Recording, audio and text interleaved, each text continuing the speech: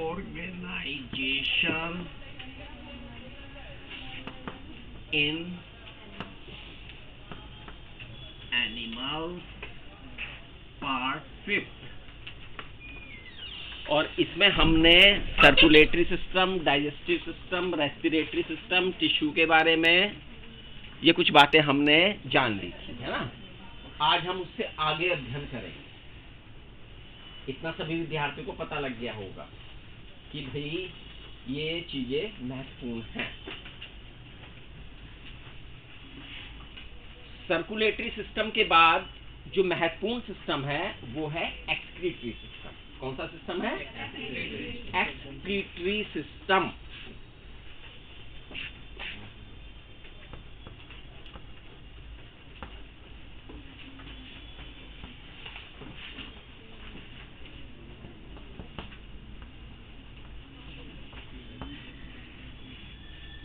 Frog में well developed excretory system होता है। उसमें उसके लिए well organised and well developed one pair of kidney होते हैं। वन पेयर ऑफ क्या है? किडनी। किडनी जो है डार्क रेड कलर में होते हैं, बीन शेप है एंड लोअर में dorsal side by side to vertebral column होते हैं। ठीक है भैया, गहरे लाल रंग के हैं, बीन शेप के हैं।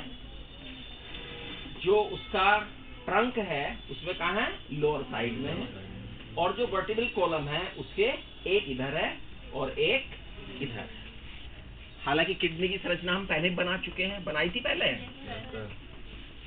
बनाई थी हमने किडनी की संरचना फ्रॉग के।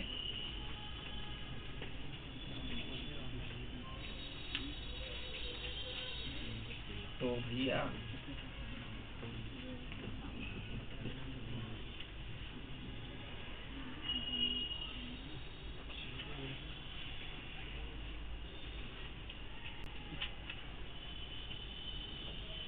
ये किडनी है। यहाँ पर येलो रंग की इसकी एडर्नल ग्लैंड है।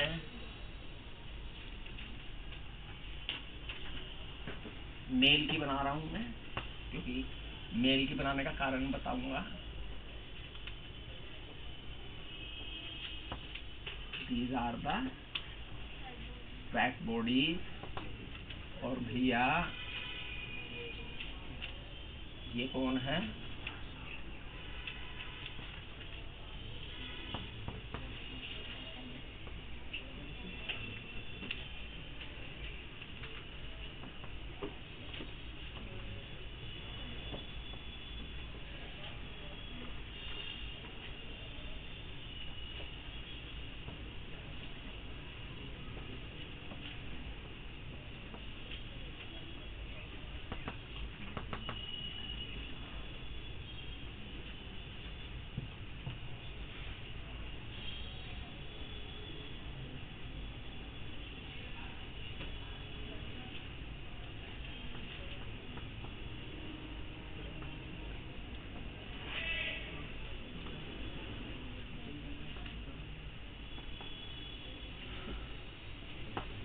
अगर हम उसके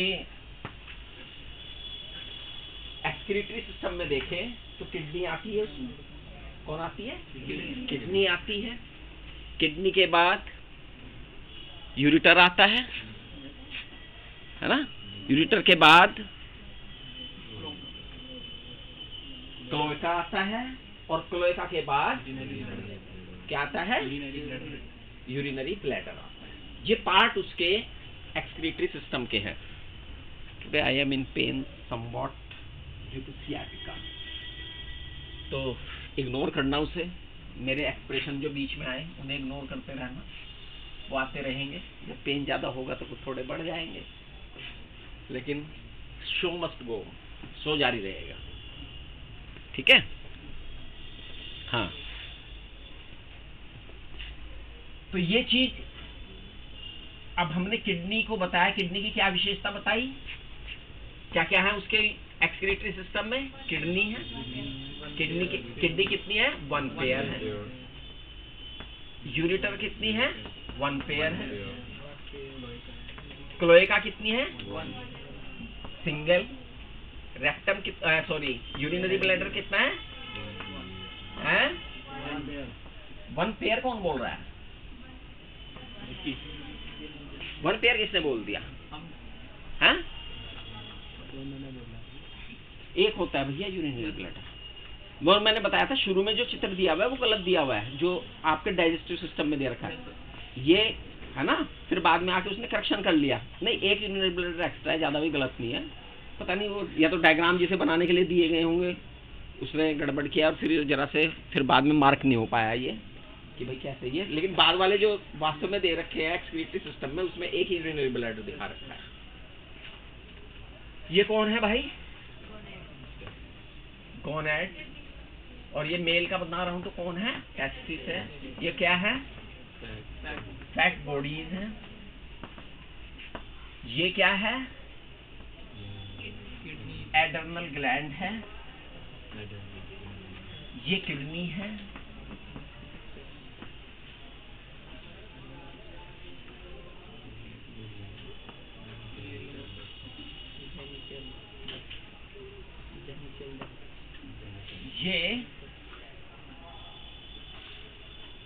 ये कौन है? क्योंकि मेल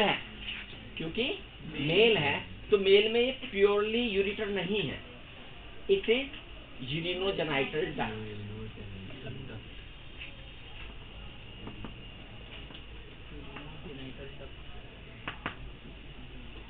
डक्ट है।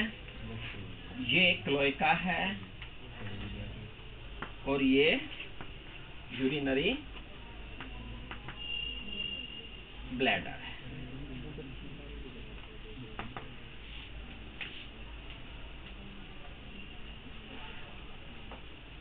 ठीक है, इतनी बातें आ गई समझ में। और ये क्या है? ये कौन है?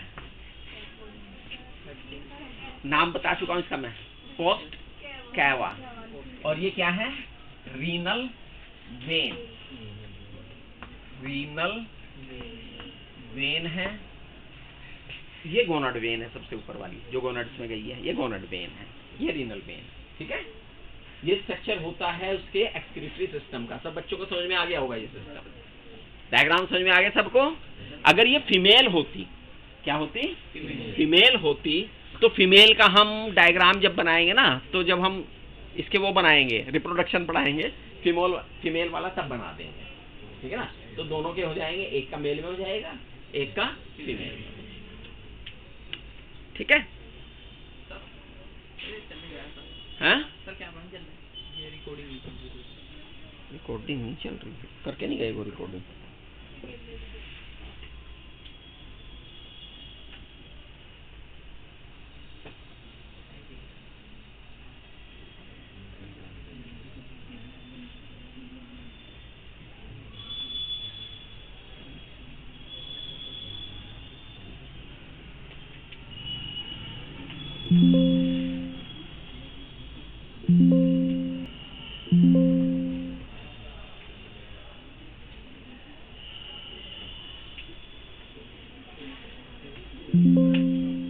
बुला के लाओ ना।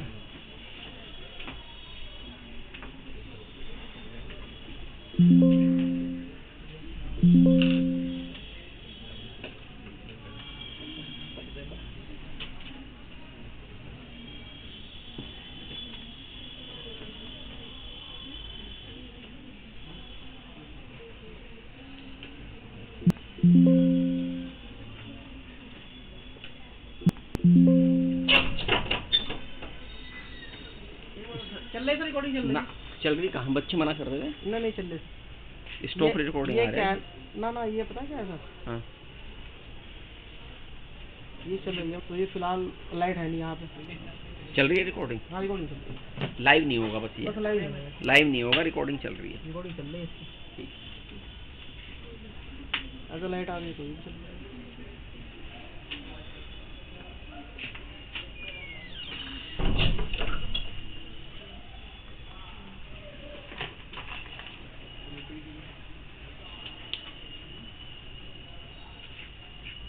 किडनी जो है, किडनी की क्या खास बात बताई बच्चों मैंने? कैसी है किडनी? पहले कलर बताओ, शेप बताओ, नंबर बताओ, पोजीशन बताओ, और ट्रंक। डोर्सल तो बॉडी के साइड में है, यानी पीछे की तरफ है, और पीछे की तरफ कहाँ है? यहाँ। हाँ, कहाँ पे है? एब्डोमेन में तब हम जिक्र करते हैं, तब हम आदमी की बात करें। वैसे तो सामान्य तो देखो यहाँ पे इसने एब्डोमेन का कॉन्सेप्ट नहीं दिया, तो इसलिए वो लोअर और अपर कर रहा है ना। ट्रंक की जो है लोअर साइड में है। और कैसे है, किस तरह प्लेस है वो? एक वर्टिब्रल कॉलम के लेफ्ट है और एक वर्टिब्रल कॉलम के राइट है। ठीक है। अब जो किडनी है, कोई मास का लोथड़ा तो है नहीं कि भाई एक समूह हो गया। इसका स्ट्रक्चर है, अगर हम इसका देखें कि ये किडनी भी बहुत सी असंख्य फंक्शनल एंड स्ट्रक्चरल यूनिट से मिलकर बनी है, और इन फंक्शनल और स्ट्रक्चरल यूनिट को क्या कहते हैं? यूरिनिफेरस ट्यूब्यूल्स और नेफ्रॉन। यूरिनिफेरस ट्यूब्यूल्स और नेफ्रॉन।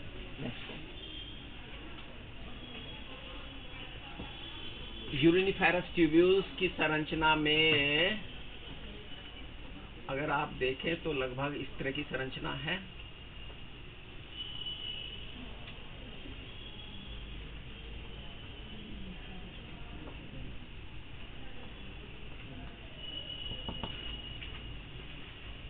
इस तरह की संरचना है। ऊपर जो है वो बोमन कैप्सूल है, नीचे कॉन्वोल्यूटेड पार्ट है। प्रोक्सिमल, ये यहाँ पर भी थोड़ा सा कॉन्वोल्यूटेड रहता है, इसे कहते हैं डिस्टल कॉन्वोल्यूटेड पार्ट। फिर कलेक्टिंग डक्ट में खुलती है, कलेक्टिंग डक्ट में खुलती है। इसके भीतर फिर वही वेन्स का गुच्छा होता है, कैपिलरीज होती हैं। ये ह्यूमन में पढ़ेंगे आप डिटेल, यहाँ पर डिटेल नहीं है आपकी, इसलिए मैं डिटेल यहाँ पे नहीं करा रहा हूँ आपको, क्योंकि ह्यूमन वाली याद रखनी है, वरना कभी दो में कंफ्यूज हो जाओगे, इसलिए यहाँ पर मोटा मोटा बताया जा रहा है। इसके भीतर होता क्या है? फ्रॉग में ब्लड आएगा। ब्लड कहाँ जाएगा? ब्लड कहाँ जाएगा? किडनी में जाएगा। और किडनी में ब्लड क्या होता है? फिल्टर होता है। किडनी में ब्लड क्या होता है? फिल्टर होता है। हमारे जो ब्लड है उसमें बहुत से वेस्ट मटेरियल होते हैं। बहुत से क्या होते हैं? वेस्ट मटेरियल होते हैं। और वो वेस्ट मटेरियल अगर नाइट्रोजीनस है तो वो हमारा एक्सक्रीटा बनता है किसी भी एनिमल्स का। और यहाँ पे जो मेन एक्सक्रीटा है, जो नाइट्रोजीनस एक्सक्रीटा, वो है यूरिया। फ्रॉग का एक्सक्रीटरी प्रोडक्ट क्या है बच्चों? यूरिया।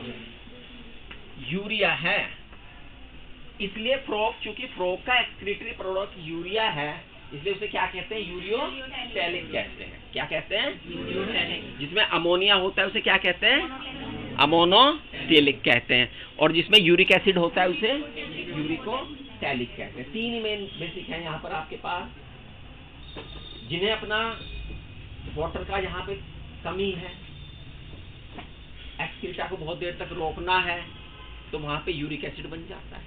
वेट भी घटाना है, कोई भी कारण हो सकता है, यूरिक एसिड बनेगा वहाँ पर। जहाँ पे पानी बहुत एक्सिस है, फ्रेश वाटर ज़्यादा है, वो डिजोल्व अमोनिया करेंगे, है ना, वो अमोनिया डिजोल्व करेंगे। जहाँ पानी मीडियम है, ठीक ठाक है, वो क्या करेंगे? यूरिया करते हैं। चूंकि फ्रॉग सरफेस पे आ गया है, इस पे आ गया, वाटर से सरफेस पे आ गया है, तो वो कौन हो गया भैया? यूरियोटैलिक हो गया। उसका एक्सक्रीटा क्या है? यूरिया है। फ्रॉग का एक्सक्रीटा क्या है? यूरिया। बनता कहाँ है यूरिया? है किडनी में बनता है यूरिया। यूरिया कहाँ बनता है? हैं? कहाँ बनता है यूरिया? देखो किडनी में तो छन के अलग हुआ है, बनानी किडनी में। किडनी में तो वो छना है और ब्लड में आया है, ब्लड में से छना है, तो समझ बन तो कहीं और गया वो। हाँ, तो ये तो स्मार्ट जवाब है। टिश्यू और सेल से बॉडी बनी हुई है, उसमें ही बना है। कौन सी सेल और टिश्यू में बना है? कहाँ की ऑर्गन बताओ? वो बच्ची सही बोल रही थी, जो है लीवर में बनता है। यूरिया का निर्माण कहाँ होता है? लीवर में होता है। कहाँ होता है? कोई बच्चा मुझे यूरिया का फार्मूला बता सकता है? Chemical formula? एक बच्ची बताती है बस, 2 3 के अलावा और किसी को नहीं पता? हाँ भाई बताओ। हैं? ये यूरिया का फार्मूला है? हैं? बना के देखो, इसका स्ट्रक्चर बन जाएगा क्या ये जो फार्मूला आप बता रहे हैं? जो है तुम बताओ। NH2CO NH2 not NH3। क्या है? NH2CO NH2। किसका फार्मूला है ये? यूरिया का। किसका है ये? और ये बनता कहाँ है? लीवर में। कहाँ बनता है? लीवर में। लीवर में कैसे बन जाता है? NH3 के 2 मॉलिक्यूल, CO2 का 1 मॉलिक्यूल लीवर के अंदर प्रवेश किया। एक H यहाँ से, एक H यहाँ से और एक O यहाँ से निकल के वाटर का 1 मॉलिक्यूल बन गया। तो एक H इधर से निकला तो क्या रहा ये? NH2। एक O इधर से निकला तो क्या हुआ ये? और एक H इधर से निकला तो, और जो निकल के आपस में मिले वो क्या है? ये सब केमिकल इक्वेशन होती है आपके लीवर में, है? ये केमिकल इक्वेशन है। यूरिया बन गया, लेकिन यूरिया एक खतरनाक पदार्थ है। पहले तो अमोनिया बहुत जहरीली है। क्या बनी पहले तो? अमोनिया। लेकिन अमोनिया बनी जरूर है, लेकिन एक्सक्रीटा के रूप में अमोनिया नहीं निकलेगी। अब इसे कम हानिकारक में बदलना। कम हानिकारक पदार्थ क्या है उससे? क्योंकि उसे थोड़ी देर रोका जा सकता है। उसे थोड़ी देर क्या किया जा सकता है? बॉडी में रोका जा सकता है, कम पॉइजनस हो जाता है, तो बन जाता है यूरिया। लेकिन निकलना तो अल्टीमेटली यूरिया को भी है। अब ये निकले कैसे? ये तो ब्लड में है, और ब्लड में तो इसके अलावा ब्लड की प्रोटीन भी है, ब्लड की शुगर भी है, ब्लड कॉर्पोसेल्स भी है, बहुत से विटामिन भी हैं, और बहुत सी चीजें हैं। अगर उसमें से निकल गई तो काम गलत हो जाएगा। तो क्या होता है? ये फिल्टर। क्या होता है? और ये फिल्ट्रेशन कहाँ होता है? किडनी में। और किडनी में भी कहाँ होता है? नेफ्रॉन में। नेफ्रॉन में भी कहाँ होता है? बोवन कैप्सूल। हालांकि बोवन कैप्सूल और उसके पास नेफ्रॉन कहना ज्यादा सही है ना, क्योंकि वहीं पर ये अलग हो जाता है उससे। और जब उसमें यूरिया, वाटर और कुछ साल्ट रह जाते हैं तो इट इज कॉल्ड यूरिन। उसे क्या कहा जाता है? यूरिन। वो यूरिन कलेक्टिंग डक्ट से ट्रांसफर डक्ट में, ट्रांसफर से लॉन्गिट्यूडिनल डक्ट में, उससे फिर यूरिटर में, यूरिटर से इसमें यूरिनरी ब्लैडर में, और क्लोएका के द्वारा वो बाहर निकाल लिया जाता है टाइप का। ये पूरा का पूरा प्रोसेस रहता है एक्सक्रीशन का प्रोब। Is that clear? इसमें कोई बात समझ में ना आई तो पूछें, क्योंकि सरसराई है आपके पास यहाँ पे प्रोब का सरसराई, इसकी डिटेल नहीं है, तो जितना सरसराई उतना सरसराई, उतने ज्ञान मैंने आपको दे दिया। हाँ?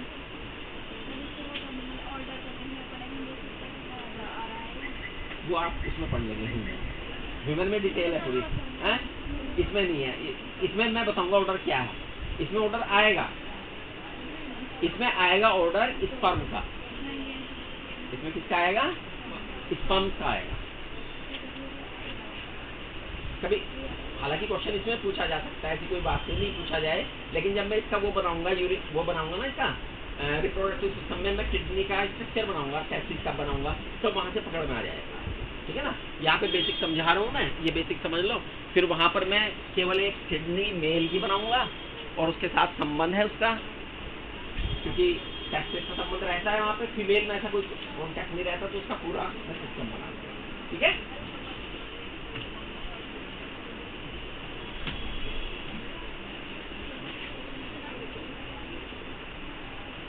अब इसके बाद हालांकि चित्र का फायदा ले लें क्या हम, क्योंकि दोबारा मेहनत करनी पड़ेगी, वरना अगर आपके एनसीईआरटी के अनुसार चले तो फिर इसके बाद तो है नर्वस सिस्टम है, फिर उसके बाद सेंसरी ऑर्गन्स हैं, फिर रिप्रोडक्टिव सिस्टम है। तो प्रॉब्लम ये है कि वहां पर जो सेंसरी सिस्टम है और जो हमारा नर्वस सिस्टम है उसमें ये डायग्राम नहीं चाहिए, लेकिन फिर किसमें चाहिए? तो इसलिए मैं चाह रहा हूँ कि रिप्रोडक्टिव सिस्टम के बाद ले लूँ, मैं तो थोड़ी ब्रेक कर लेता हूँ आपकी, है ना। तो उसके बाद सीधा रिप्रोडक्शन में आ जाओ आप अपनी एनसीईआरटी में, और फिर क्योंकि डायग्राम का हम फायदा ले लेंगे और फिर उसके बाद वापस हम वहाँ पर आ जाएंगे, ठीक है। हाँ इसे चला लो, हाँ इसे अब तो कर देंगे, इसमें तो कोई दिक्कत नहीं है। पर यार मेरा पैरा थोड़ा कम हेल्प ले रहा है, क्या टिका है यहाँ से यहाँ तक पेन है, कल तो मेरे से आया नहीं गया इतना पेन था।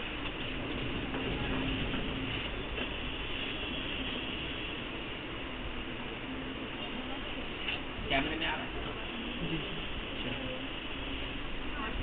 पेन,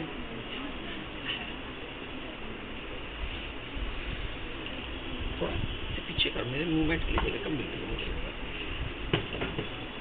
मुझे, उधर से निकल नहीं है सर। अच्छा पूरा हो गया जी सर, पूरा हो गया।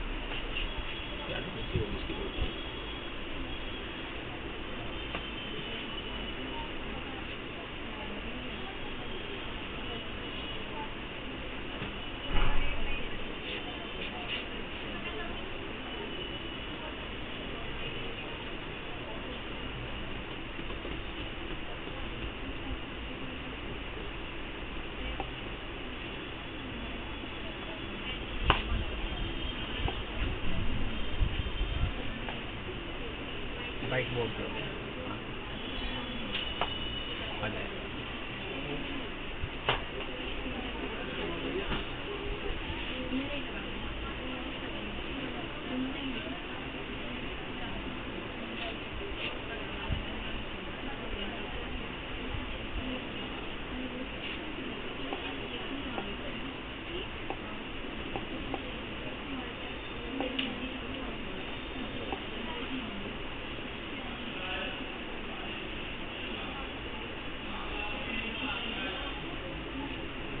तो अब तो हम आ सकते हैं, हाँ अब नर्वस सिस्टम ही पढ़ देंगे, क्योंकि उसका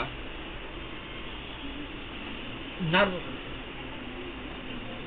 वास्तव में इसे नर्व सिस्टम ना कह के मैं कहूंगा कंट्रोलिंग एंड कोऑर्डिनेट सिस्टम।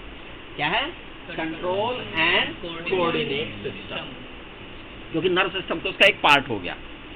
तो फ्रॉग में कंट्रोल एंड कोऑर्डिनेशन के लिए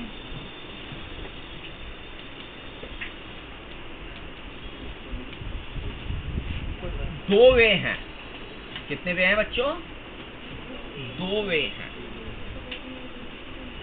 कौन कौन से? ये न्यूरल भी है और केमिकल भी है। न्यूरल कंट्रोल भी है और केमिकल कंट्रोल भी है। तो जब न्यूरल है तो उसे क्या कहते हैं? न्यूरल सिस्टम या नर्व सिस्टम। और जब ये केमिकल है तो उसे क्या कहते हैं?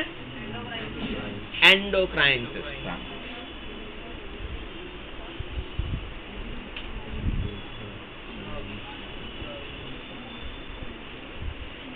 Neural system and endocrine system, ये केमिकल कंट्रोल। और जब हम केमिकल कंट्रोल की बात कर रहे हैं तो वो केमिकल कौन है?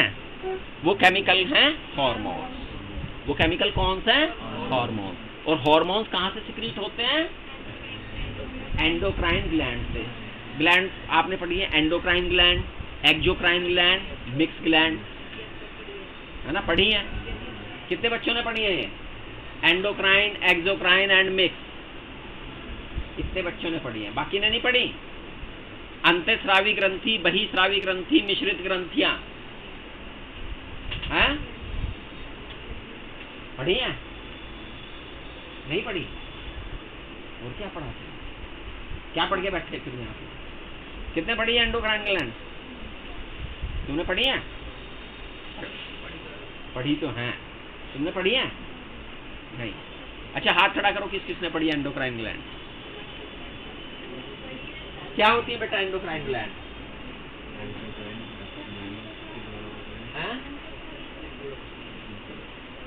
अंतःस्रावी ग्रंथियां क्या होती हैं? लड़कियों ने टेस्ट में अंग्रेजी पूरी पढ़ के करी है और मुझे बहुत अच्छा लगा। भले ही मार्क्स आपके कम ज्यादा रहे हों, लेकिन एक चीज तो आपने सीख ली कि अंग्रेजी में क्वेश्चन पढ़ना सीख लिए। पहले टेस्ट में चीज तो सीख लिया आपने। हाँ बताओ एंडोक्राइन ग्लैंड क्या होती है? डेफिनेशन हिंदी में बता दो, कोई बात नहीं, चल जाएगी। नाम में ही छिपा है, नाम को अगर पकड़ लोगे ना ढंग से तो नाम में ही परिभाषा छुपी है। एंडो शब्द में, एंडो और एक्सो, इसी शब्द में परिभाषा है सारी।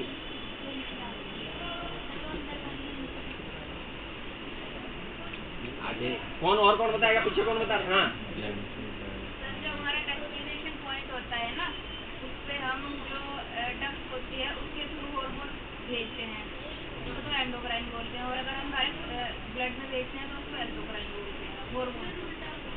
आपने उल्टा तो नहीं बोल दिया कुछ? नहीं सर, मुझे तो ठीक लगता है।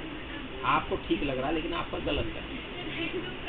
एंडोक्राइन ग्लैंड वो ग्लैंड होती हैं जो अपने सिक्रीटा को ब्लड के माध्यम से अपने टारगेट ऑर्गन पे भेजती हैं, है ना, ब्लड के अंदर सिक्रीट कर देती हैं, वो एंडोक्राइन है। और जो नहीं, जो ब्लड से बाहर कर देती है वो एक्सोक्राइन है। जैसे सलेवरी ग्लैंड है, क्या है, कैसी ग्लैंड है ये? एक्सोक्राइन ग्लैंड है। मेमरी ग्लैंड है, कैसी ग्लैंड है? एक्सोक्राइन है। स्वेट ग्लैंड है, कैसी ग्लैंड है? एक्सो। वैक्स ग्लैंड है, कैसी हैं? सीबम ग्लैंड है, कैसी हैं? एक्सो, क्योंकि ये अपने सिक्रेटा को सीधे बाहर दे रही है ना। ब्लड में कौन जा रहा है? एंडोक्राइन ग्लैंड का सिक्रेटा। तो फ्रॉग में जो कंट्रोलिंग है मेनली वो किसके द्वारा है? एंडोक्राइन ग्लैंड के द्वारा। इसलिए इसे एंडोक्राइन सिस्टम कहा है, इसे एक्सोक्राइन सिस्टम नहीं कहा है, एंडोक्राइन सिस्टम कहा है। और इस सिस्टम के लिए इसमें कई तरह की ग्लैंड्स हैं, जैसे कि पिट्यूटरी, कौन सी? Pituitary gland. कहाँ होती है पिट्यूटरी ग्लैंड? ब्रेन में। पिट्यूटरी ग्लैंड कहाँ होती है? ब्रेन में। थायराइड,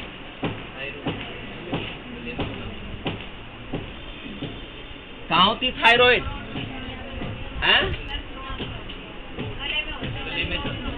थ्रोट में। पैराथायराइड,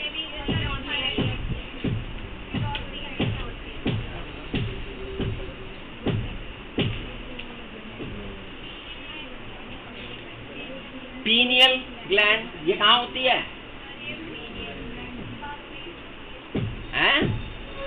पीनियल ग्लैंड कहाँ होती है? कौन बताएगा? पीयूष तो पिट्यूटरी को बोलते हैं। स्टमक में होती है पीनियल ग्लैंड, ब्रेन में होती है। पीनियल ग्लैंड कहाँ होती है? ब्रेन में ही है ये भी। भाई ग्लैंड पढ़ रहे हैं, उनका पता तो, पोजीशन तो पता हो, हार्मोन तो बाद की चीज है। थाइमस ग्लैंड, क्या है? थाइमस ग्लैंड कहाँ होती है? थाइमस, हाँ, स्तनम के पास।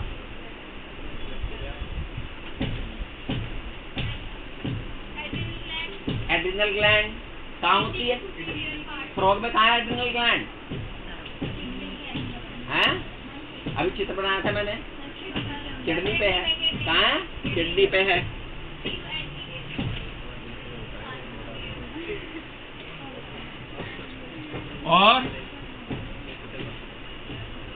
और कौन सी ग्लैंड है?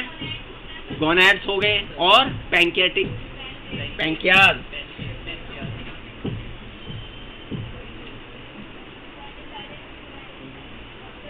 गोनैड्स, ये सब ग्लैंड्स हैं जो फ्रॉग में पाई जाती है ना।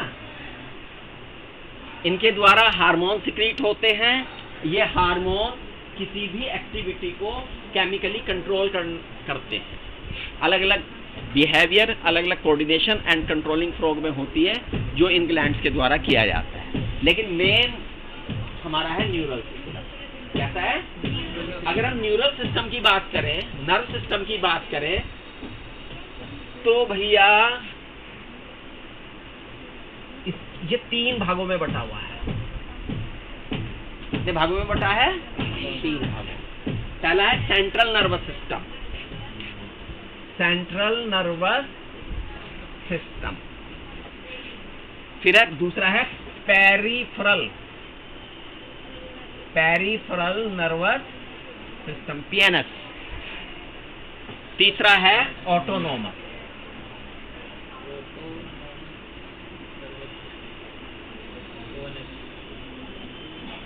ये इनके कंट्रोल में नहीं है, डायरेक्ट कंट्रोल में नहीं, ऑटोनोमस है ना। सेंट्रल नर्वस सिस्टम में दो मुख्य ऑर्गन आ जाते हैं, कौन कौन? Brain and spinal cord. PNS में भी दो चीजें आ जाती हैं, cranial nerve and spinal nerve. Autonomous में भी दो आ जाती हैं, ऑटोनोमस में भी दो आ जाती हैं, दो भाग हो जाते हैं, कौन कौन से हैं? Sympathetic and parasympathetic.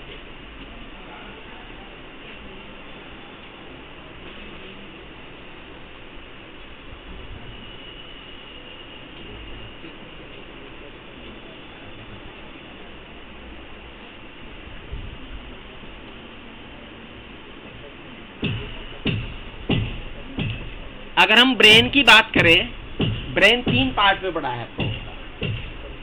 कितने? Fore brain, mid brain and hind brain. Brain के कितने पार्ट हैं बच्चों? तीन है। कौन कौन से? फोर ब्रेन, दूसरा मिड ब्रेन और तीसरा हिंड ब्रेन।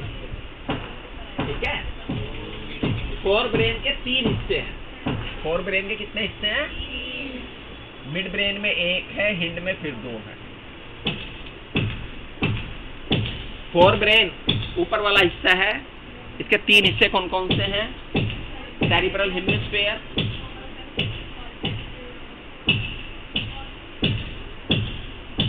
डायंसिफेलस, olfactory lobe.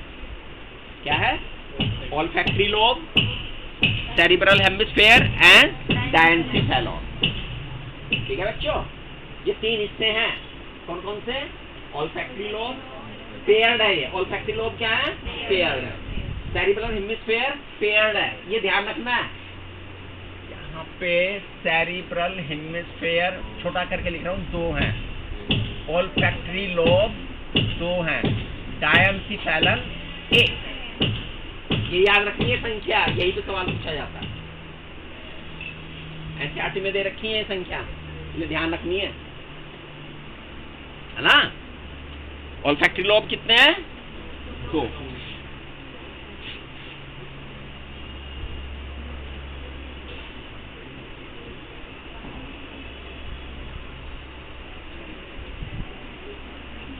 कुछ इस तरह का ब्रेन होता है फ्रॉग का,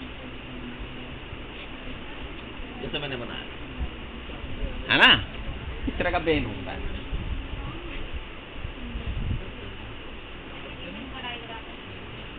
लगभग रफ डायग्राम दिखाया ब्रेन का मैंने। ऊपर ऑल्फैक्टरी लोब है, फिर सेरिब्रल हेमिस्फीयर है, फिर डायंसिफेलस, वो बीच में चिपका हुआ दिख नहीं रहा।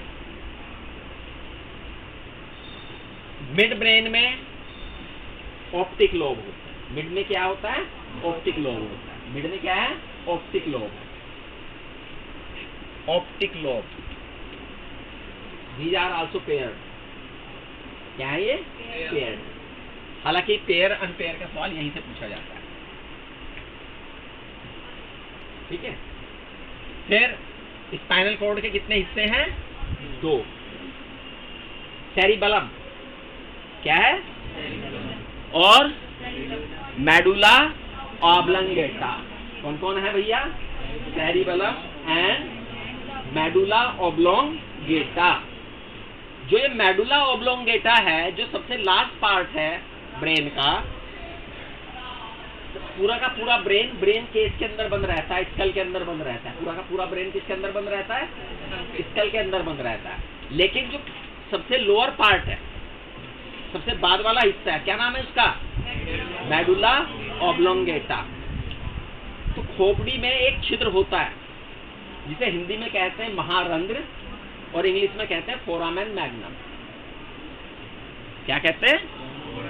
वहां से मेडुला ऑब्लोंगेटा बाहर निकलता है और उसका अंतिम सिरा पूरे शरीर की लंबाई में एज ए स्पाइनल कॉर्ड फैला रहे। ठीक है, एज ए स्पाइनल कॉर्ड फैला रहे। हाँ, दोबारा से देख लीजिएगा। ये पूरा का पूरा ब्रेन जो है कहाँ बंद है? स्कल में, खोपड़ी में, है ना। सेंट्रल नर्वस सिस्टम के कितने पार्ट बताए मैंने? 2, एक तो ब्रेन और दूसरा स्पाइनल कॉर्ड। अब ब्रेन में मैंने बता दिया भैया, फोर ब्रेन है, मिड ब्रेन है, हिंड ब्रेन है। हिंड ब्रेन के 2 हिस्से मैंने बताए आपको, कौन कौन से? Cerebellum and medulla oblongata. Lower part कौन है? Medulla oblongata. ये मेडुला ऑब्लोंगेटा, दिस वन, ये मेडुला ऑब्लोंगेटा, ये पूरा का पूरा है तो खोपड़ी के अंदर बंधना फ्रोक की।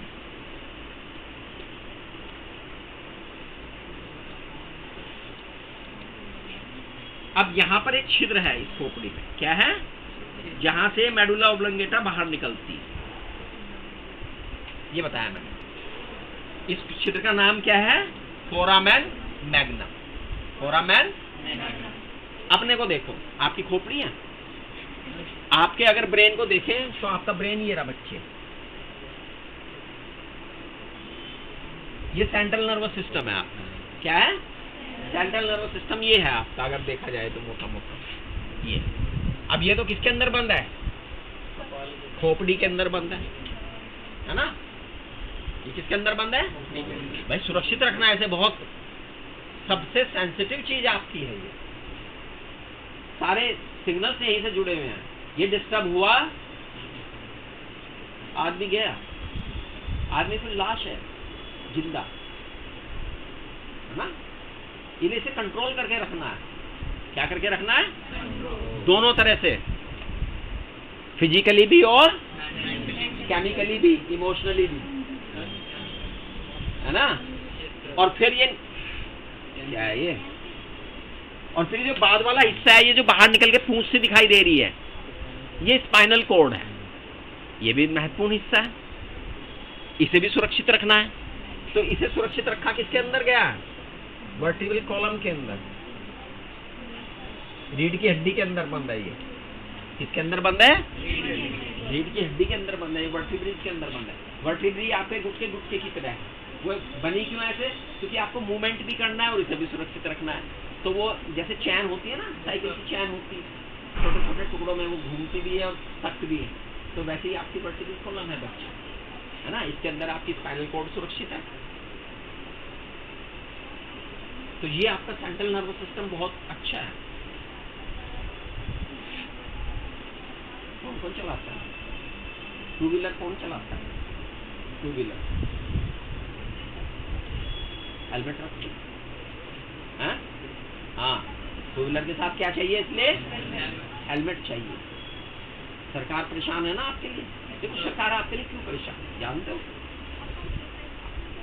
सरकार के लिए सबसे महत्वपूर्ण 2 चीजें हैं। नंबर 1 बच्चे, और बच्चों से ज्यादा युवा।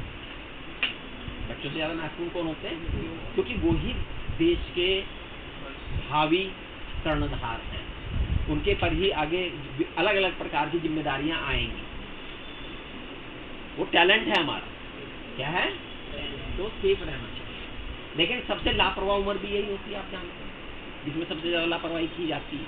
इसलिए आपको कहा जाए कि भैया अपने सिर को सुरक्षित रखो। सिर के अंदर कौन है? ब्रेन को सुरक्षित रखो। कैसे? 2 तरह से रखना सुरक्षित। कैसे? आप देखें कितने एक्सीडेंट होते हैं, अखबार में खबर पढ़ते हैं, ये एक्सीडेंट हुआ, ये गया। इतने एक्सीडेंट, क्योंकि जब से सड़कें बढ़िया हुई है, एक्सीडेंट अब ज्यादा क्यों होने लगे पता है? इसके 2 कारण है। नंबर 1, सड़कें बढ़िया हो गई, और दूसरे लोगों के पास व्हीकल हो गए। सड़कें बढ़िया होते ही स्पीड आ गई व्हीकल में। पहले सड़कें बढ़िया नहीं थी, वो ज्यादा अच्छा था। एक तरह से एक्सीडेंट के मामले में क्यों? आदमी धीरे धीरे चलते, तो एक्सीडेंट की संभावना कम थी। अब सड़कें बढ़िया हो गई, आदमी बिना रुकावट के तेज भागते और सिक्योरिटी का वो फायदा भी लेते।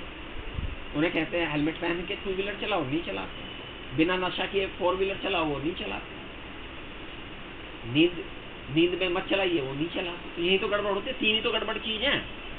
4 चीजें नशा करती, 4 चीजों का नशा जो होता है ना, वो एक्सीडेंट कराता है। नंबर 1, किसी भी मादक पदार्थ का नशा।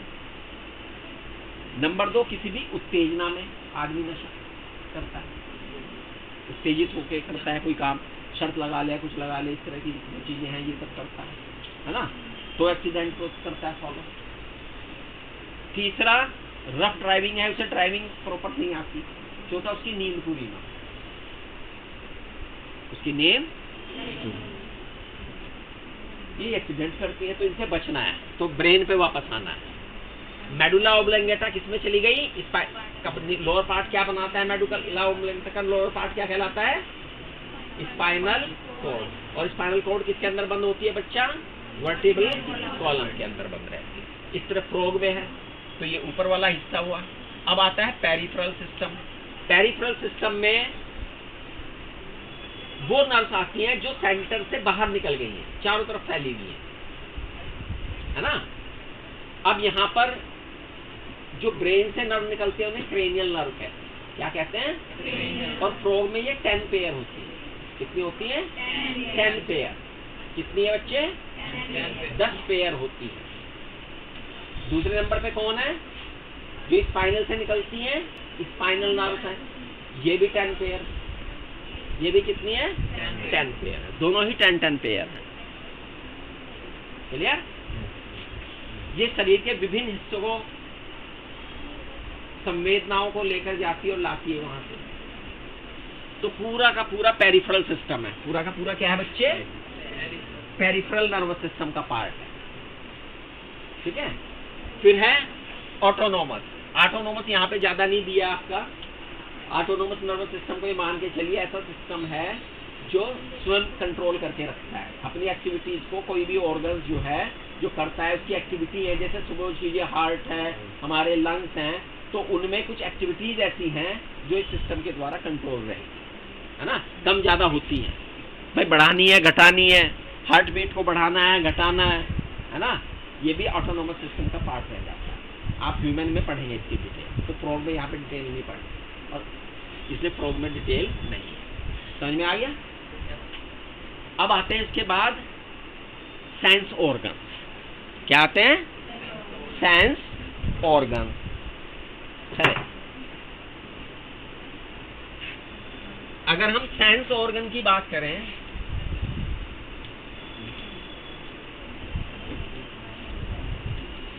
फ्रॉग में भी सेंस ऑर्गन अच्छी तरह से विकसित है और अलग अलग काम के लिए अलग अलग सेंस ऑर्गन हैं। फ्रॉग अपने फूड को टेस्ट भी करता है, स्मेल भी करता है चीजों को, है ना। टेस्ट भी है, स्मेल भी है, टच भी है। टच से भी पता लगता है उसे, सुनता भी है और देखता है। ये सारे काम फ्रॉग करता है। जोया,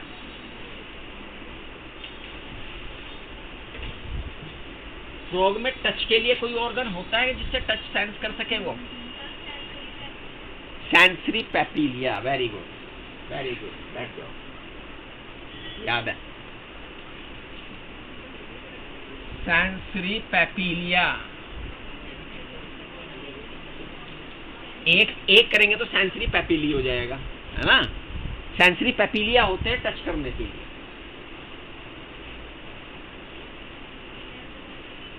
स्मेल भी करता है। क्या होता है स्मेल करने के लिए? Nasal epithelium. क्या होती है? Nasal epithelium.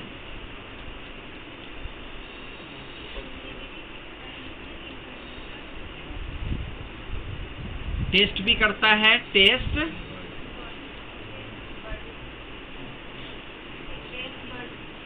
बड। देखता भी है, सुनता भी है, ईयर्स को हम यहाँ पे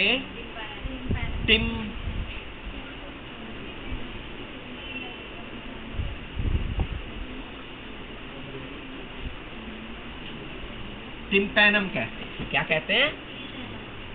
सेंसरी पेपिलिया हो, नेजल एपिथेलियम हो और टेस्ट बर्ड हो।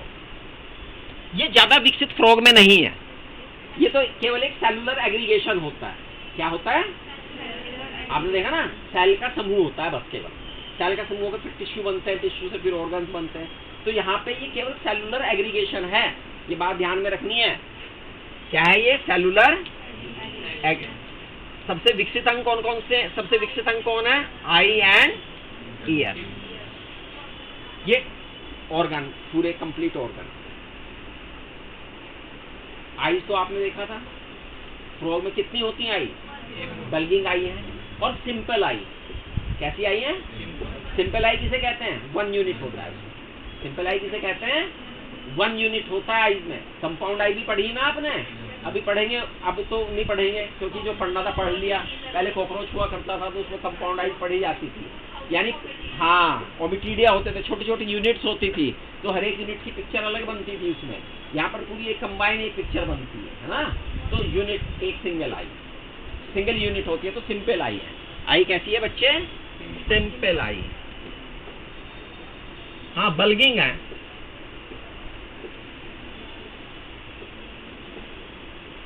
आईज में ना, किसमें? आईज में क्या होते हैं? आईज में क्या होते हैं? जो रेटिना है ना, रेटिना, उसमें सेंसरी सेल्स होते हैं, उसमें रोड्स एंड कोन्स होते हैं। रोड्स एंड कोन्स होते हैं। जो रोड्स होती है उससे किसका पता लगता है? ब्लैक एंड व्हाइट, लाइट और डार्क का पता लगता है। और जो कोन्स होते हैं वो कलर का ज्ञान देते हैं। फ्रॉग में कलर कोन्स ज्यादा नहीं होते उसके सेंसरी एपिथेलियम में। तो फ्रॉग को कैसा दिखाई देता है? ब्लैक एंड व्हाइट ही दिखता है उसे। क्या है?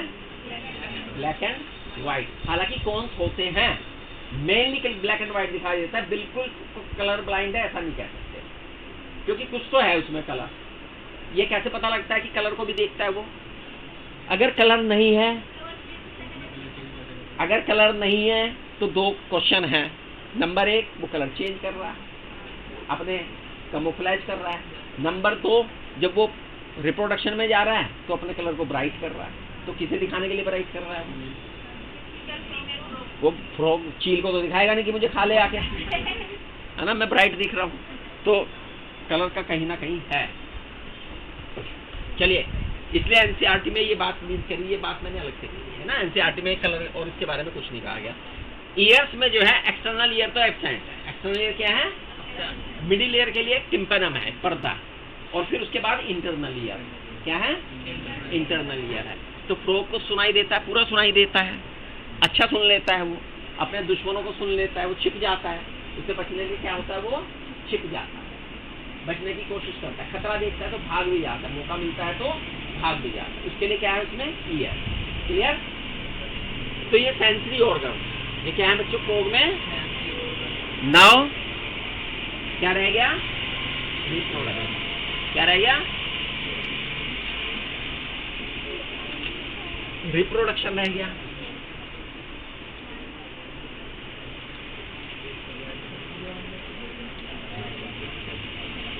जब हम रिप्रोडक्शन की बात शुरू करते हैं तो सबसे पहले हमारे पास एक ही प्रश्न आता है कि जो बाहर से अपीयरेंस है, क्या मेल और फीमेल में डिमार्केशन होता है? यानी हम मेल और फीमेल को अलग अलग पहचान सकते हैं, यानी सेक्सुअल डाइमॉर्फिज्म पाया जाता है कि नहीं?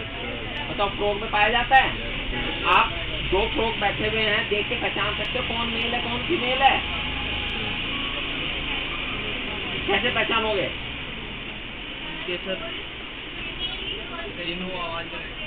हैं?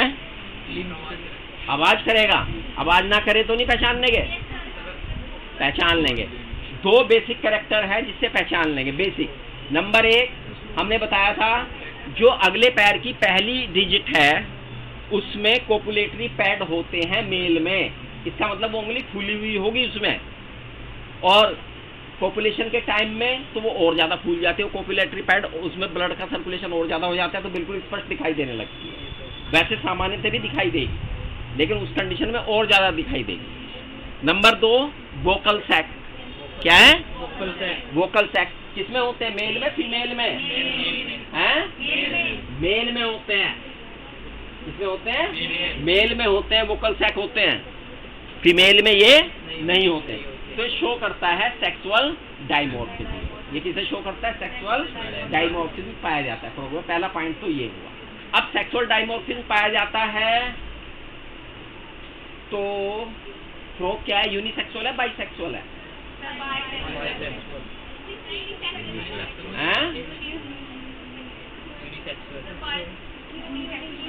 हैं?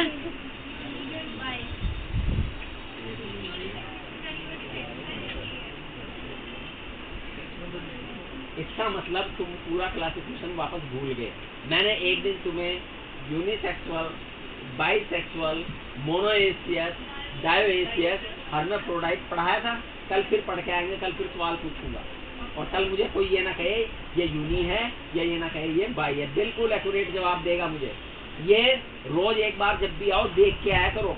अपने पन्ने पे सबसे पहले में लिख लो। ये देखो, इसका सीधा सा तरीका, अपनी कॉपी के जो भी कॉपी आपने बनाई, शुरू के 2-4 पन्ने बिल्कुल खाली रखा करो, और उसमें ऐसी ही चीजें जो आपको रोज कंफ्यूज करती हैं वो लिख लिया करो। और उसमें एक चीज ये भी है, यूनी, बाई, हर्माफ्रोडाइट, मोनोएशियस, डायोएशियस, है ना? ये आपको हर बार करती है, तो वो तीनों एक साथ लिखो जैसे मैंने लिखाए थे आपको, है ना? तो फिर कंफ्यूजन नहीं होगा, फिर एकदम बता दोगे। 4-5 दिन प्रैक्टिस करोगे तो पूरा सही हो जाएगा, है ना? वरना रोज यही कंफ्यूजन में रहोगे, आधे यूनी बोलोगे, आधे बाई बोलोगे। लग रहा है वाली तो बात है ना, वो नहीं होनी चाहिए ना, बिल्कुल ठोक के होना चाहिए। मेल और फीमेल अलग अलग होते हैं। मेल एंड फीमेल अलग अलग होते हैं, है ना? मेल और फीमेल अलग अलग। मेल सेक्स ऑर्गन एक में है, फीमेल सेक्स ऑर्गन एक में।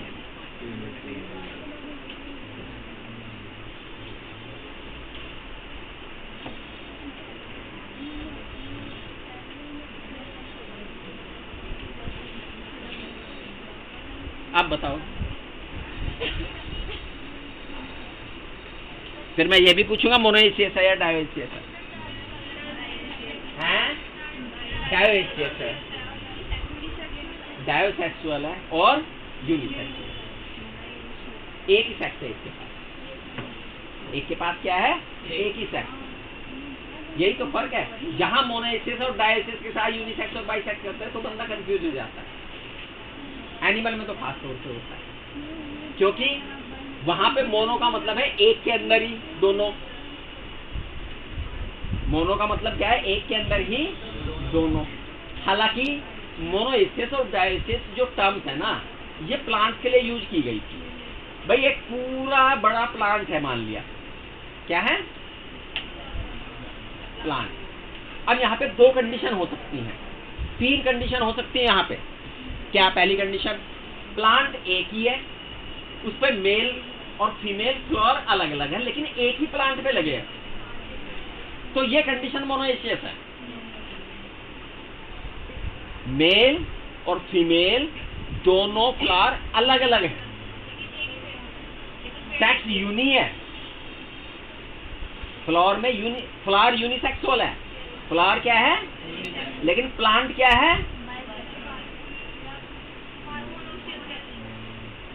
ठीक है नहीं? तो यहाँ पे बच्चों को कंफ्यूजन होता है उससे। भाई बात समझ में नहीं? एक दूसरी कंडीशन है कि भैया बाइसेक्सुअल है, दोनों एक पे ही हैं, ठीक है? वहां पर हर्माफ्रोडाइट आया है। एक टर्म आई थी मोनोएशियस डायोएशियस से अलग, एक क्या टर्म आई थी? हर्माफ्रोडाइट, है ना? क्या आई थी? हर्माफ्रोडाइट एनिमल के लिए सही है, ये चल जाएगा। क्यों? Male sex organ female sex organ एक ही के शरीर में है, जैसे कि केचुए में, तो वो हर्माफ्रोडाइट है। क्या है? हर्माफ्रोडाइट। अब हर्माफ्रोडाइट है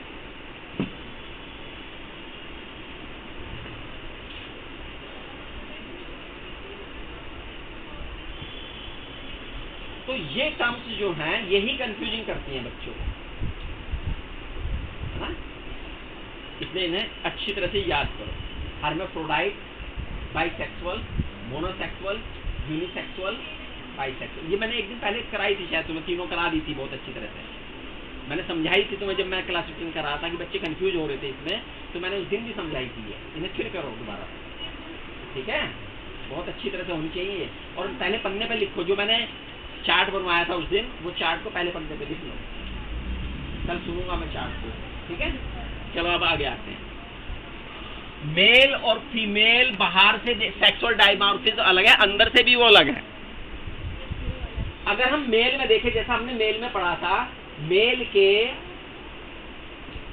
जो सेक्स ऑर्गन्स हैं वो क्या है भैया? नंबर एक, वन पेयर ऑफ टेस्टिस। क्या है? फिर वासा एफ्रेंसिया, फिर वासा एफ्रेंसिया के साथ बीडर्स कैनाल। मेल की बात हो रही है। बीडर्स कैनाल के बाद राना टिग्रीना अगर वो है तो सेमाइनल वेसिकल, और फिर यूरिनोजेनाइटल डक्ट। ठीक है? अब बीडर्स कैनाल कहाँ होती है, जरा इस चित्र को जरा हम अच्छी तरह से समझेंगे। ये एक सवाल आता है।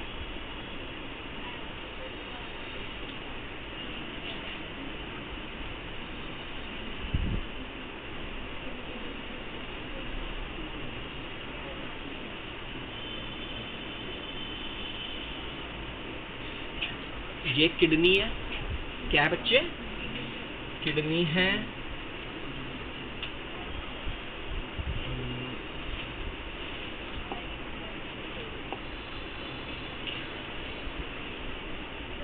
ये कौन है? टेस्टिस है। किडनी में ये कौन है? टेस्टिस है। और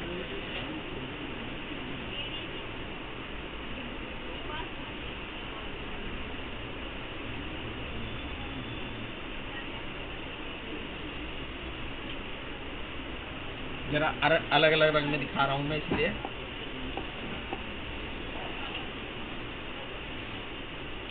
जो टेस्टिस है, कोई भी टेस्टिस हो, अंदर तो सेमिनिफेरस ट्यूब्यूल्स ही होंगी। सेमिनिफेरस क्या होंगी? ट्यूब्यूल्स में होगी, जिनमें कि सेल डिवीजन होगा, स्पर्मेटोजेनेसिस होगा और स्पर्म का निर्माण होगा। और अब वो स्पर्म बाहर आएंगे, टेस्टिस से बाहर आएंगे। क्या आएंगे? और उन्हें कौन लेके आएगी? वासा एफ्रेंसिया। कौन लेके आएंगी? हर एक टेस्टिस में, प्रोब में 10 से 12। कितने?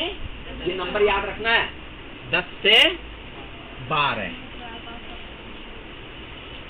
वासा एफ्रेंसिया है। 10 से 12।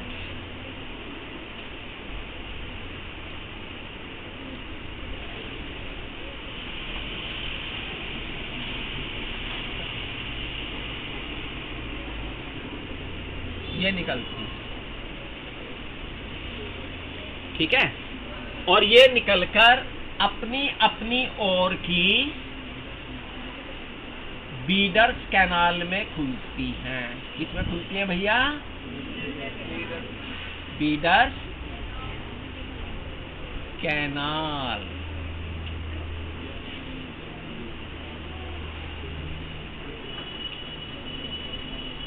थोड़ा सा मैं ये,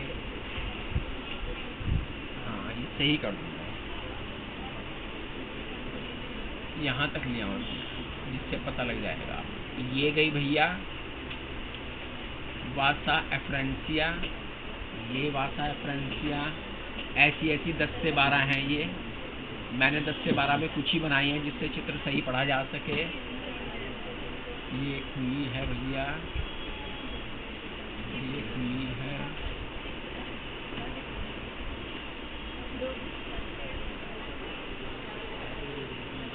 ये खुली है, और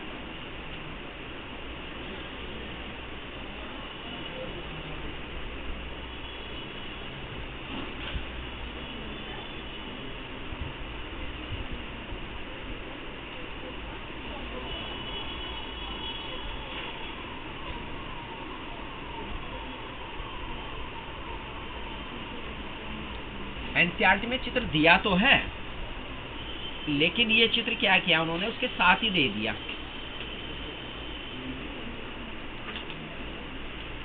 मतलब जहां में वो बनाया ना, वहीं पे उसने एक टेस्टिस तक कट करके दिखा रखा है, बड़ा नहीं दिखाया जरा थोड़ा सा, तो जरा देखिए ध्यान से। ये टेस्टिस है, ये कौन है, वासा एफरेंसिया है। ये क्या है बच्चे, बीडर्स कैनाल है। ये क्या है,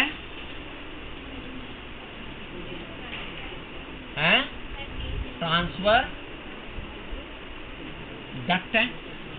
ये क्या है, लॉन्गिट्यूडिनल डक्ट है ये इधर। ये क्या है, ये क्या है, सेमाइनल है। क्या है ये, सेमाइनल वेसिकल। जो देखो डायग्राम में इसने दिखा रखा है उसे, देखो ध्यान से देखो, थोड़ा सा फुला हुआ दिखा रखा है मेल फ्रो का, जहां डायग्राम दिखा रखा है, कट में दिखा रखा है, देखो मेल वाले में दिखा रखा है, यहां से निकल रही है बाहर ये। और फिर यूरिनो जेनाइटल डक्ट, इसे नाम नहीं दिए उसने। ठीक है बच्चों, अब देखो इसे, क्या बात है,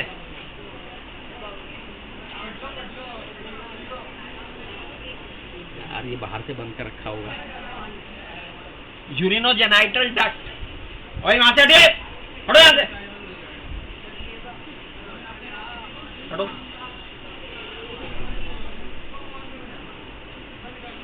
इनसे कहा करो कि ये खोल के रखा करे जरा, एक आधे के लग जाएगा, ठीक हो जाएंगे ये।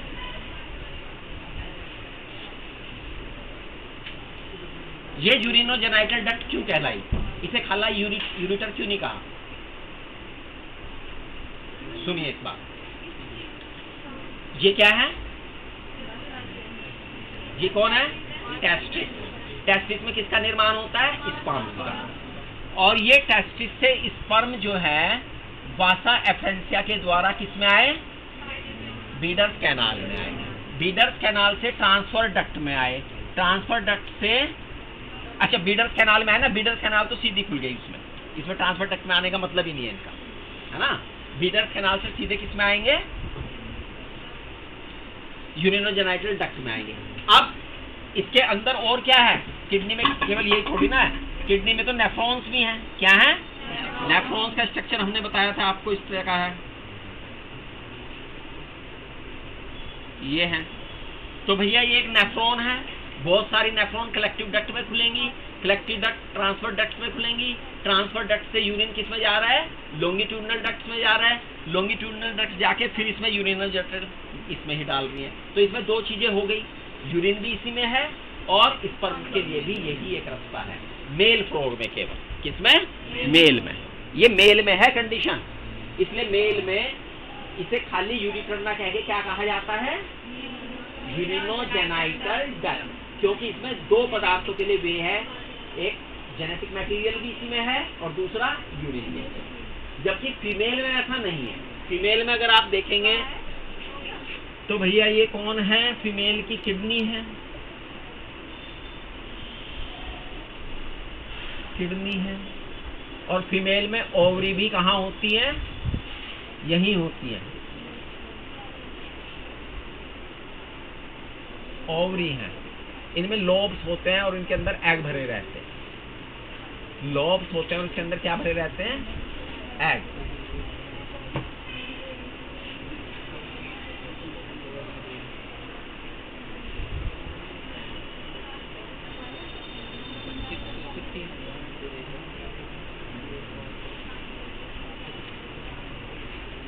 और बच्चों इधर वाले दिखा रहा हूं,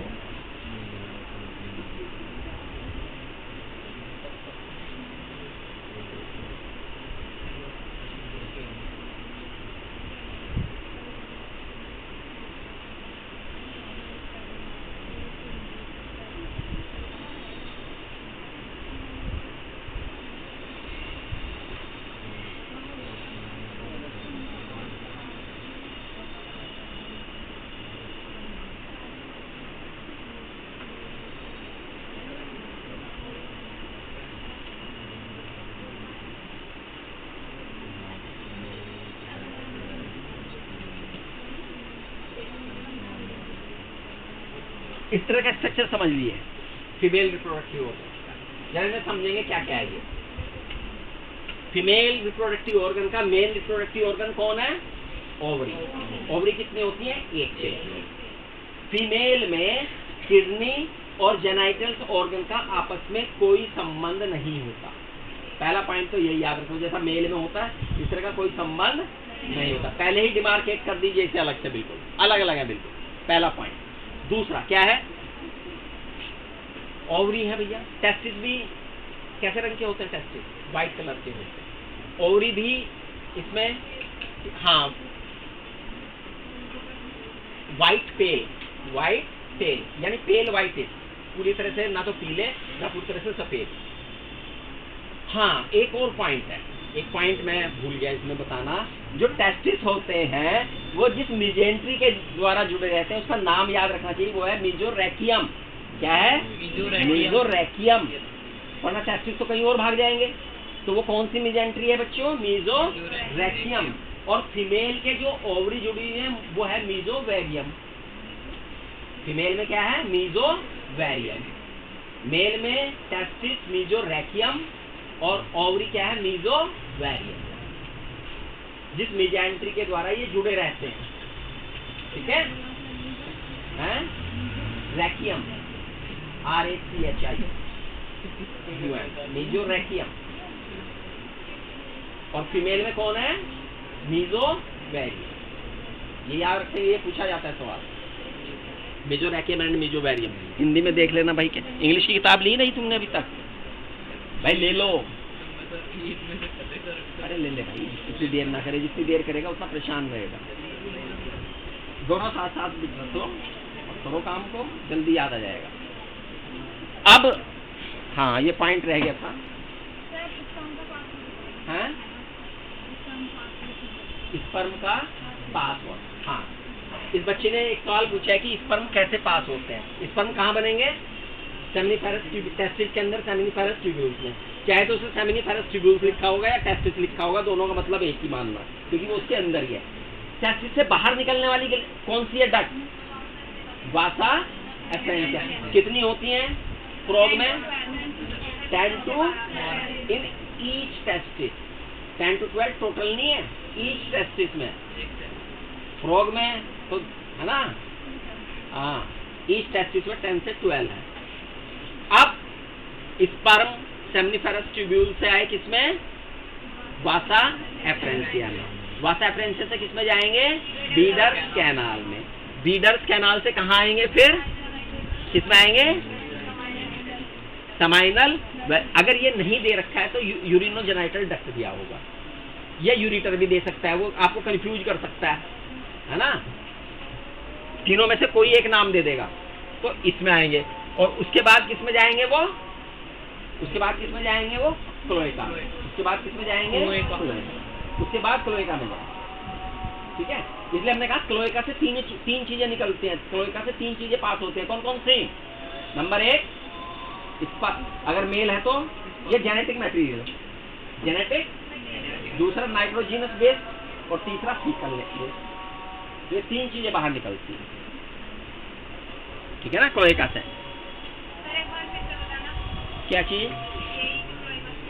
क्लोएका से निकलने वाली 3 चीजों के लिए एक ही ओपनिंग है, वो है क्लोएकल एपर्चर। लेकिन यूरिनरी अगर हम देखें, देखो यहाँ पे कंफ्यूज कहाँ होते हैं बच्चे। जो यूरिनोजेनाइटल डक्ट है उसमें क्या क्या है? क्या क्या हो सकता है मेल फ्रॉग में? यूरिन एंड फीमेल में यूरिनोजेनिटल में क्या हो सकता है? Urine and egg. यही तो मैं कह रहा था, ये नहीं होता उसमें, ओनली यूरिन, ओनली यूरिन। अब ये सारा कहाँ आ गया? क्लोएका में। अब क्लोएका में क्या क्या हो सकता है? क्लोएका में हो सकता है यूरिन, क्लोएका में हो सकता है फीकल मटेरियल, क्लोएका में हो सकते हैं जेनेटिक मटेरियल, यानी एग या स्पर्म जैसा भी है, ठीक है। और वो क्लोएकल एपर्चर से निकलेगा, क्योंकि एक ही बाहर ओपनिंग है, फ्रॉग में बाहर ओपनिंग केवल एक ही है, पीछे है ना, आगे माउथ है, पीछे क्लोएका एपर्चर, ठीक है। हाँ, यहां थे हम। अब ओविडक्ट, क्या चाहिए? ओविडक्ट 1 पेयर होती है। कितनी होती है? 1 पेयर। और ये एराइजिंग हो रही हैं, कहां से? Arising from ovary. ओरिजिन नहीं है इनकी ओवरी से, अलग है बिल्कुल, इनका ओवरी से कोई संबंध नहीं है। भाई ओवरी पड़ी हुई है इतनी, उसके बीच में से ओविडक्ट गई है, ठीक है ना। अभी मैं बताऊंगा। और ऊपर की तरफ जाके इसमें फनल शेप स्ट्रक्चर है। कैसी है? फनल शेप स्ट्रक्चर है, फनल कीप की तरह की, जिसमें फ्लैजिलेट एपिथेलियम है। यहां कौन है? फ्लैजिलेट एपिथेलियम, ठीक है। ओवरी से कोई संबंध नहीं है इसका, एराइजिंग है वहां से, क्लियर? अच्छा,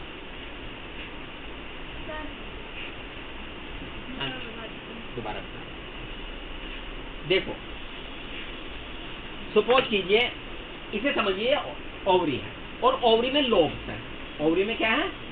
ये ओवरी पूरी है, और ये ओविडक्ट है।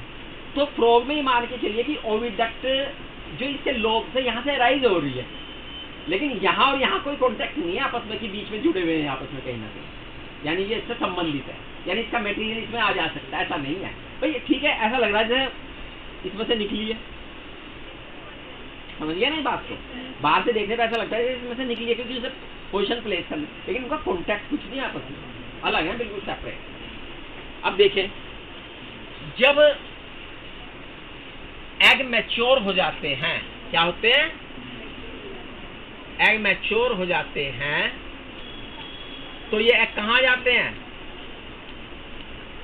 देह गुहा में आ जाते हैं, फीमेल फ्रॉग की। कहां जाते हैं? बॉडी कैविटी में आ जाते हैं, और बॉडी कैविटी से फिर ये फ्लो करते हैं और फिर इसमें आते हैं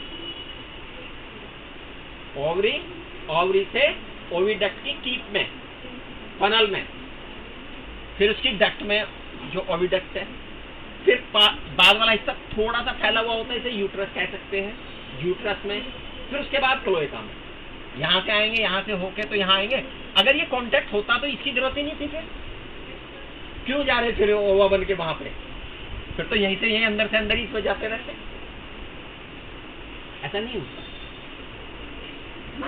पहले बॉडी कैविटी में आते हैं, बॉडी कैविटी के लिक्विड फ्लूइड में तैरते रहते हैं, और वहां से कीप में जाएंगे, कीप से फिर इसमें आएंगे, और यहाँ से यहाँ, यहाँ से यहाँ, और यहाँ से यहाँ। क्लियर? दोनों का रास्ता पता लग गया, ओवम का भी पता लग गया, और स्पर्म का पता लग गया, हैं?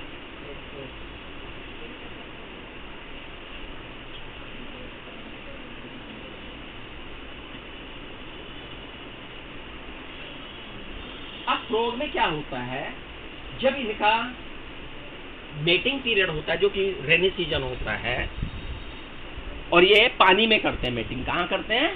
पानी में। मेटिंग हमेशा कहाँ होती है? पानी में। इनमें मेटिंग भी क्या, कोपुलेशन होता है। क्या होता है?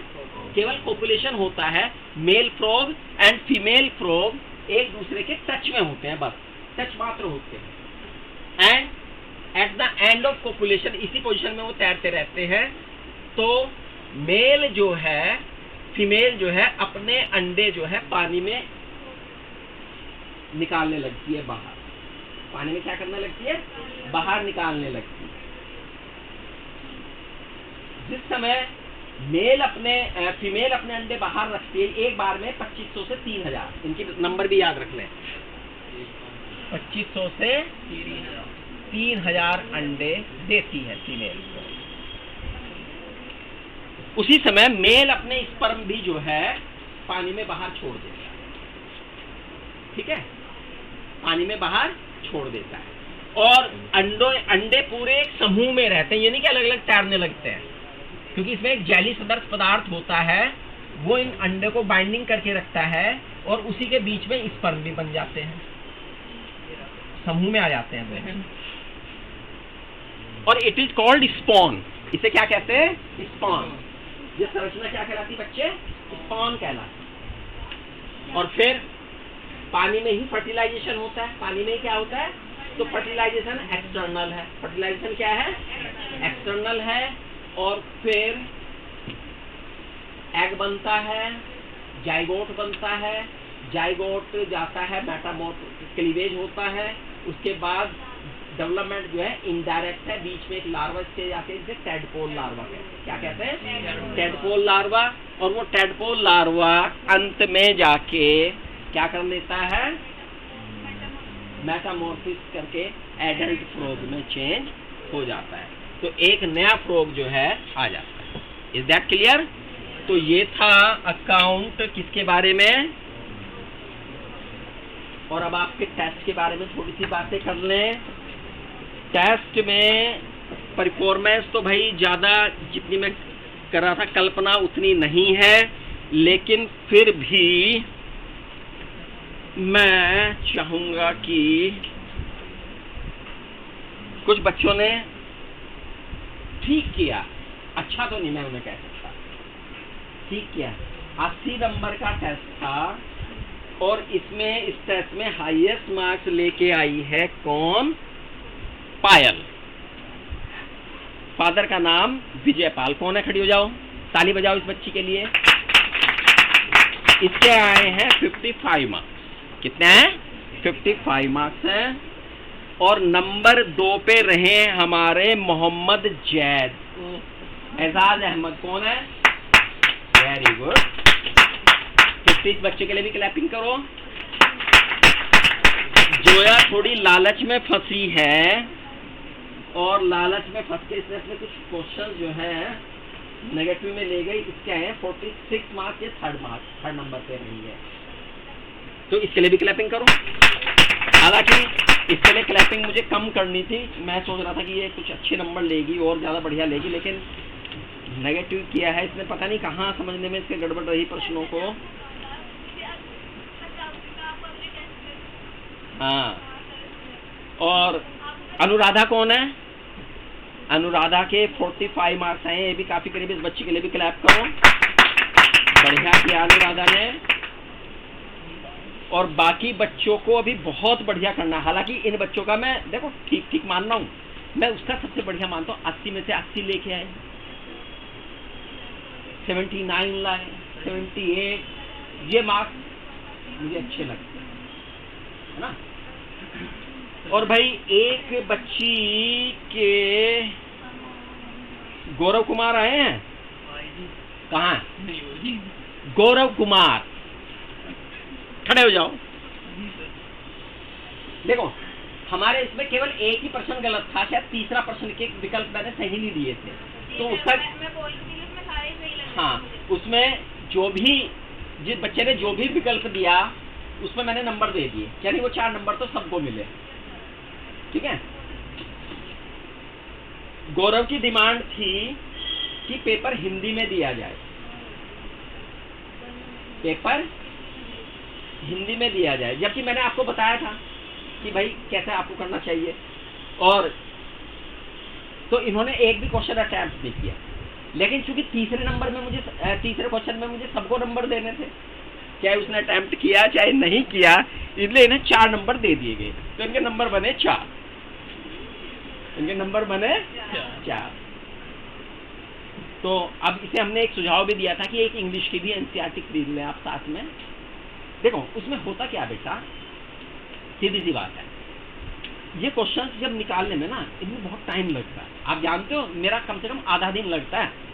मैं सबसे पहले 40% निकालता हूँ, फिर 40 में से 20 सेलेक्ट करता हूँ और वो आपको देता है ना। तो अब ये क्वेश्चन को बनाने में, निकालने में ऐसे नहीं होता कि भाई ऐसे लिखा और ऐसे ही बन जाते हैं क्वेश्चन।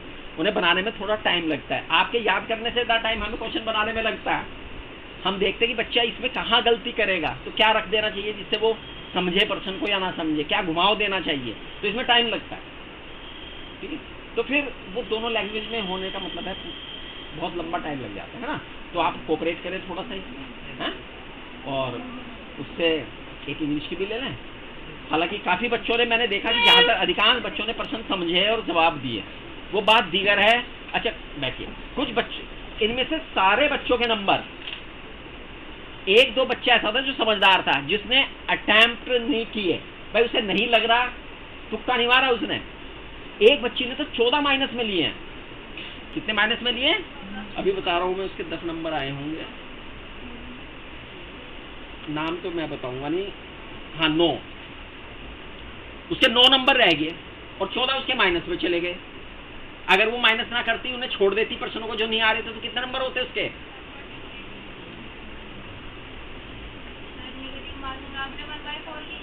वन बाय 4 की होती है। एक क्वेश्चन गलत तो -1, तो 14 गलत कर दिए उसने। 14 नंबर जोड़ दो, हैं, तो 14 नंबर में गलत किए है उसने। तो अगर वो, चलो उसे बांधते नहीं आ रहे थे, तो कम से कम 14 तो बचते ना उसके, 23 तो आ गए थे। अब वो 9 पे रह गई। जितने उसके आए नहीं उतने उसने माइनस में दे दिए, है ना। तो माइनस में तुक्का मारने का ये सबसे बड़ा नुकसान है। तुक्का उसी प्रश्न पे मारना चाहिए। हालांकि जोया ने कुछ 1-2 सवाल छोड़ा, लेकिन इसने तुक्के भी मारे 1-2 में। हो सकता है इसे अंदाजा हो, देखो 1-2 का तुक्का तो हम भी कहते मारना चाहिए, जहां आपको लगे कि भाई हो सकता है ठीक हो जाए तो 4 मिनट में, लेकिन सब में तुक्का नहीं चलता। सर एक बार ना आपकी जो पेपर है ना सर, मुझे लग नहीं रहा था मेरे इतने आ जाएंगे, मुझे ऐसा लग रहा था कि मेरे ज्यादा आए थे, बहुत कम आए हैं फिर भी। तो हाँ, ऐसा इसे डिस्कस कर लेंगे पेपर को। हाँ, सर इस पेपर को एक दिन डिस्कस कर लेंगे, कल परसों में। सर मेरे को पूछने थे आप। हाँ, तो अब आप अपने वो ले लीजिएगा।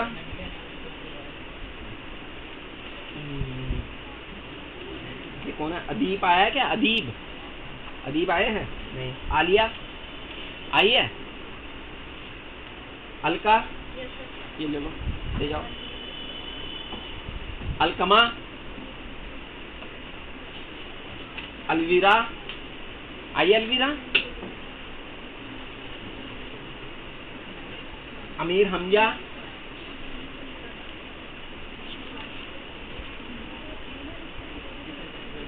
दस सवाल गलत में गए हैं, -10 हुए। जितने नंबर आपके आए उसमें -10 में तुक्का मारा।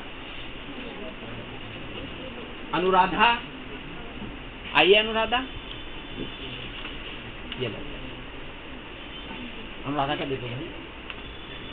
आर्यन, तेरे भी 10 माइनस में गए। माइनस वाले पे पकड़ो। भारती चौधरी,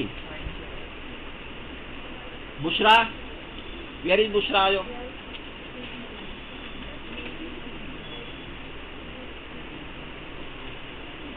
आठ माइनस में न जाते तो 40 होते तेरे। जुनैद, कौन है जुनैद? गौरव कुमार, वेयर इज गौरव? अच्छा ये अब इसे करियो दोबारा से, घर पे समझ गए है ना। हाँ, हादी अनाज,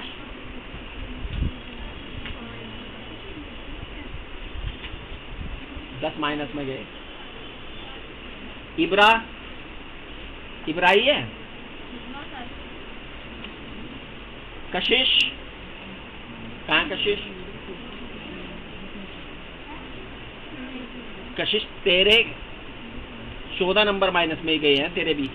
एक और उसके तो मैंने बता दें 9 आए, लेकिन तेरे 14 आए, तो तेरे बढ़िया नंबर होते अगर 14 माइनस में न जाते थे। मोहम्मद जैद,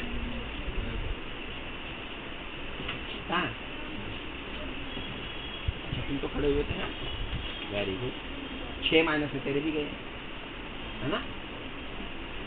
6 से मोहम्मद जैद, 3 मोहम्मद जैद है हमारे पास,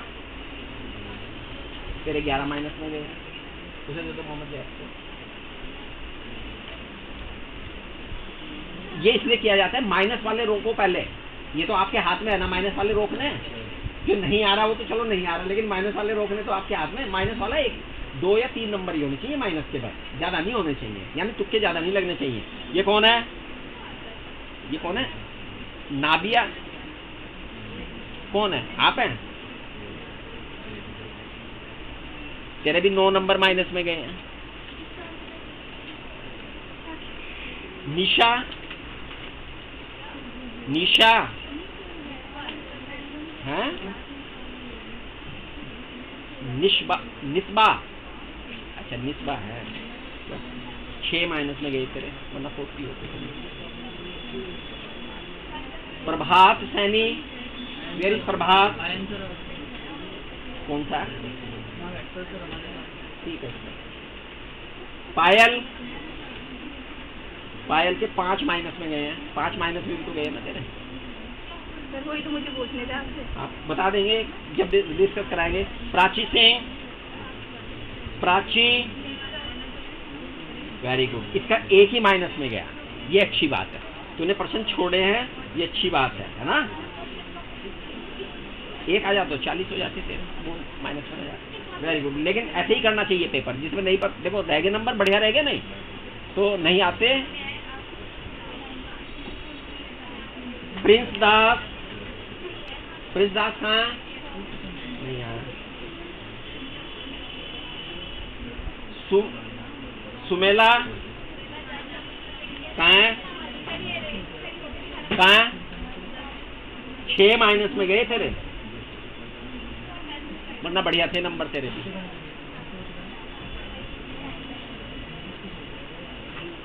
माइनस वाले रोको अपने। सिमरन, सिमरन आई है? आई। तौहीद,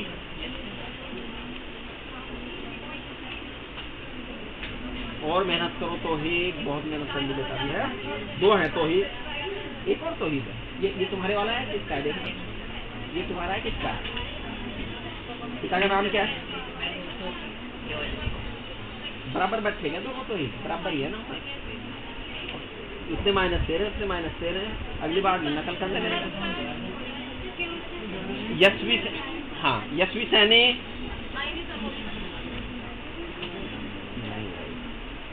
जैनब, जैनब कहाँ है? जैनब आ जाती।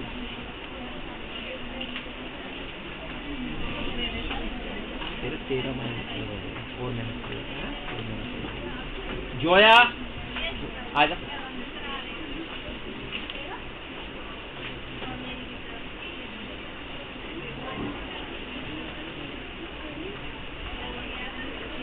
पहला ही गलत। 1 2 3 4 5 6 तेरे गलत गए, 1 तुमने छोड़ा है ना।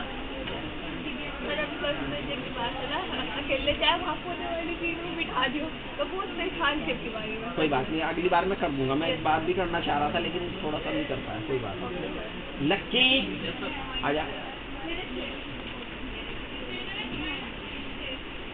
उम्मीद तो हमें ज्यादा थी तुम्हारे में, हैं? क्या हो गया इंग्लिश में है? मर गए तुम इंग्लिश में है तो। हमारे पैर में इतना तेज दर्द है, लेकिन पढ़ाया नहीं तुम्हें पूरा 1.5 घंटा, और अब भी खड़े हैं।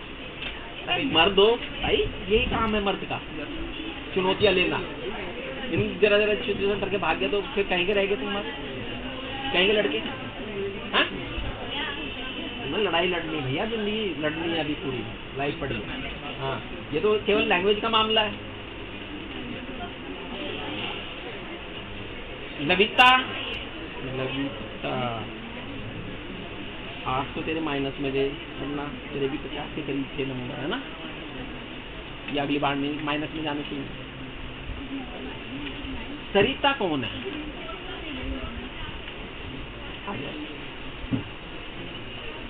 सरिता, सरिता क्लास बाद में आई थी क्या? हमारी क्लास में बाद में आए हो? है, एक भी माइनस वाले था और थोड़ी की ओर मेहनत है, मेहनत करो। सभी जा सकते हो, सबके बर्थडे हैं, क्या नाम है? अजीब का बोला तो था मैंने, तब क्यों नहीं लिया तुमने?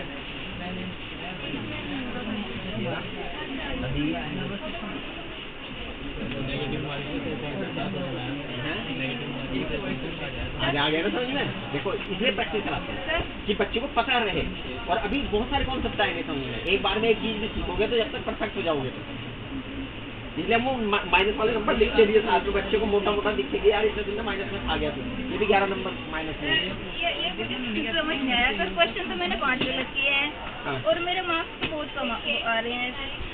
सही तो है,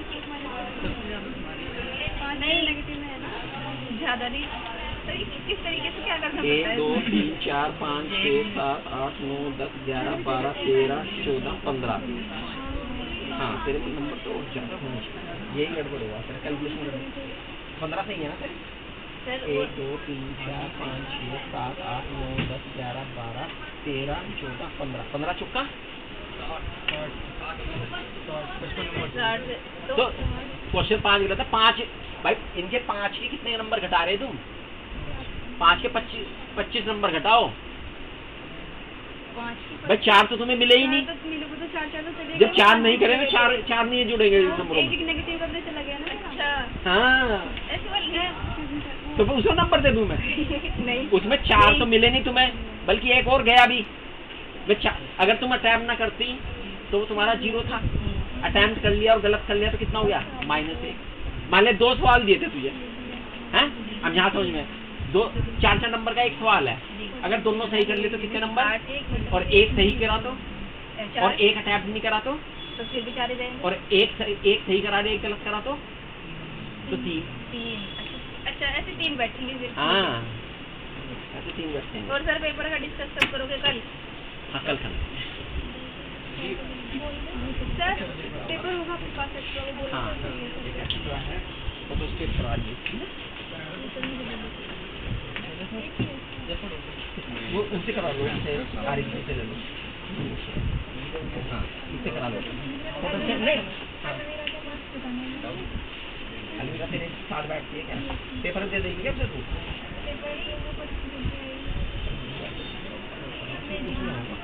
अलविदा